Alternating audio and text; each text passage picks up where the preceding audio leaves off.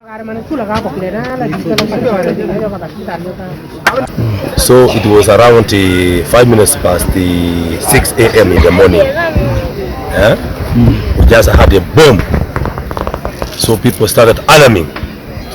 When we came, the other area, the soil just came and swept the people here. All were 5, so them say rain. And then for now they are down here.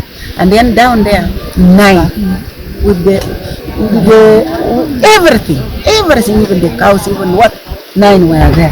And here 7 was here and 2 are safe. Been still struggling since morning. Struggle, we removed the 2. And the 2, one was able to say something. That I said, where you find the phone, my kid is there. The problem we have today cannot be handled by the local leaders. Yeah.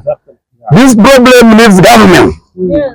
We need machines to come and excavate so that we can first of all have our bodies. Download the app on App Store or Google Play Store now. Vision Digital Experience, the future of media.